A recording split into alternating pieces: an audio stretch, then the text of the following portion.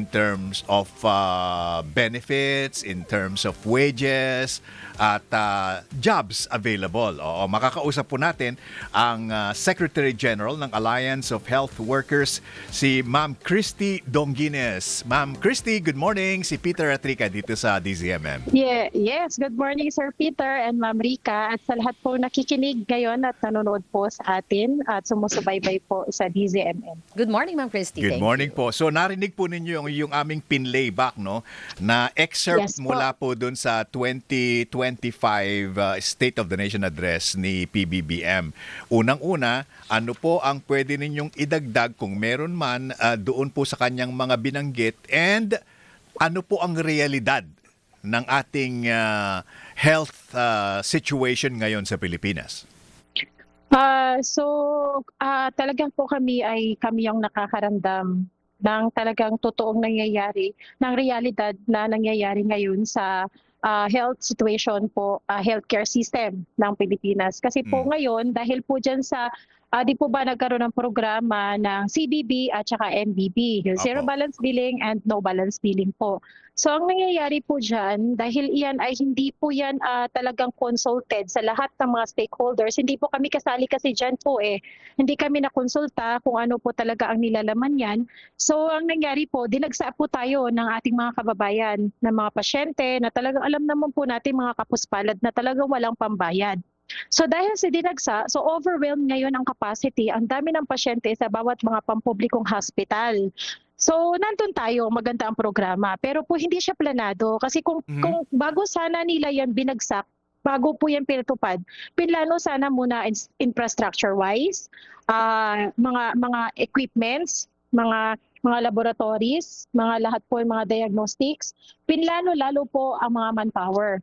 Kasi kulang na kulang po. So wala pa nga po yung zero balance billing at no balance billing po, ay talagang sadsad na po ang manpower, ang employees, ang staff ng mga pampublikong hospital. So ngayon lalo po, ang dami pong nag-aalisan, hindi na po kinakaya, overwhelmed, overworked, underpaid ang mga health workers po natin. Hindi tumaas ang sahod ng mga manggagawang pangkalusugan na hinihingi po natin na sana po itaas po ang entry salary across the board po ng mga health workers sa 36,000 po ang entry salary per month. At saka ang pagtaas po ng sahod kahit konti man lang sana makahabol po tayo sa Asia na 50,000 po sana yung entry salary ng mga nurses at iba pa po mga kasama nating allied professionals. So, ang nangyayari po, lalo po kaming hirap na hirap. Sa ngayon po talagang minamaximize na lang po ang natitirang mga health workers, lalo na po sa side ng nurses at saka mga doctors at saka ilan pa po mga allied professionals natin.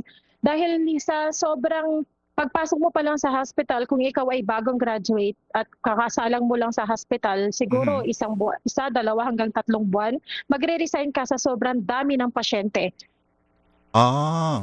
Kita pa rin pala natin talaga may plight pa rin tayo sa ating mga health workers, ma'am, no? Sobra. Hindi meron. Talagang ang plight po natin ever since the world began ata plight na hindi po nasolusyonan hanggang ngayon po. Lalo lumala po, Ma'am Rica. Oo, ang nakakalungkot kasi ang dami nating mga health workers na makakatulong sana sa mga kababayan natin. But we are seeing na marami pa tayong maaaring ma-improve. Dito po tayo kanina na-mention yung ma'am, yung mga infrastruktura, no?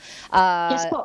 Unfortunately, last year nakita po natin kung paano lumipad yung Blue Ribbon investigation hearing natin pagdating nga po dun sa iba't ibang mga hindi nagagamit na tamang ng pondo ng taong bayan, lalo na po sa flood control yung una, at saka pangalawa yung lumalabas pong mga infrastructure ng health communities, clinics, hospitals na hindi po naaayos, no? So pa health centers. Yes, ma'am, sa mga health centers. Yung buong bansa po ba natin, nakitaan niyo po ng kahit papano ay nagkaroon naman ng addition o kulang pa rin talaga yung nagawa last year? Wala pong addition. Ang nakita po naming addition, ang tambak po ng trabaho, ang tambak ng pasyente, ang kakulangan ng mga health workers. Yun po yung nakita namin talagang sobra-sobra po.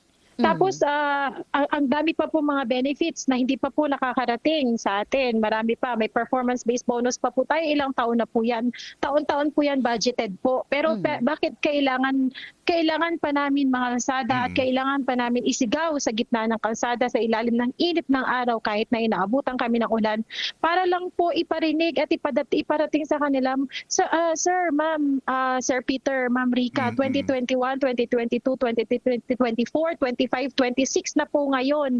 Mula 2021 po, wala pa po kami natatanggap na performance-based bonus. Kaya nga po, technically, performance. So we perform already. Nabigyan na kami na grades namin. Nagampanan na namin yung dapat naming gampanan. Pero nasaan? Ma'am Christy, Hindi namin natatanggap. Yes po. para lang malinaw kasi Apa. alam ko taon-taon pinag-uusapan natin ito bang performance bonus yung pang nagmula sa pandemic? Oo, yung COVID. Opo. Akala opo. ko na nabayaran na yun in toto or in full. Wala po. 2021, wala pa po kami natanggap.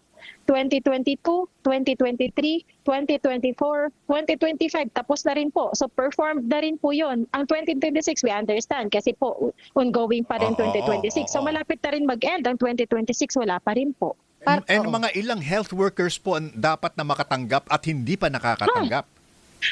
Halos lahat po, halos lahat except siguro po sa mga GOCCs kasi iba po yung source of income nila at iba source of kinukuhanan po ng kanilang PBB sa mga GOCCs hospital natin. Pero kami na mga under DOH regulated hospitals, wala pa po kami natatanggap. Iba pa po yung HEA dito, Ma'am Christy, di ba? Iba pa po yung HEA, iba pa po yung yung risk allowance natin, iba pa po yun. So, parang double whammy. Hindi pa kayo nababayaran pero natambakan pa kayo ngayon ng trabaho because of the Yes. zero balance billing. Yes, opo. Tsaka nakakatuwa naman sana po yung zero balance billing. Opo, NBB, maganda yun. Magandang programa. Wala naman tayo po wala po tayong questions doon kasi marami din na makikinabang. Pati nga Totoo po tayo, yun. pwede tayo Opo. makinabang. Pero Opo. ang pinaka-problema po, hindi po ito planado, hindi siya discussed down the line. Sana lahat ng mga stakeholders alam po. Tsaka sana bago pinatupad po, pin-repair. Infrastructure, equipment, mga diagnostics. Personnel, of course. At saka personnels. Lahat po yun dapat planado. Kaso lang kung magbagsak ka ng ganyan at hindi planado, ano mangyayari? Windang lahat. Oo. Tapos pagkakasyahin mo na lang, ipagkakasyahin mo na lang kung anong meron. Tapos ngayon ang mangyari, iisa lang ang CT scan, iisa lang MRI po. Sa araw-araw po, ilang libo ang pumupuntang hospital sa bawat mga pampubliko, mga pasyente sa mga bawat pampublikong hospitals. Ang isang CT scan ba, ang isang MRI ba? Mag-long last po yun. Hindi siya bibigay. Siyempre, itong ZBB at saka NBB, sa mga government hospitals lang po ito, no? Oo, hindi Yes, lahat sa mga din yan public eh. Parang hospitals. maliwan. Okay, let's talk about numbers, Ma'am Christy. Ang ibig niyo bang sabihin, kung tama po yung pagkakarinig ko, hindi lahat ng pasyenteng pumapasok na sana makikinabang sila sa ZBB at saka NBB ay na-entertain. So, halimbawa, for every 100, ilan po yung na-accommodate at ilan yung na-turn away o hindi natatanggap? Kasi po sa sobrang dami po, meron po tayong tinatawag po na, di po ba, hindi naman na sinasabi natin nagka-cut off tayo. Pero syempre, ang oras po ng taon natin sa OPD, may oras lang po tayo doon, hindi naman 24/7 po ang tao natin sa OPD, nagpapa-check up yung mga staff natin doon. So syempre, kung hanggang saan lang aabot, for example, sa 100, makakakuha tayo ng 60 doon or 70. So may 30 Opo. na hindi natin ma-accommodate.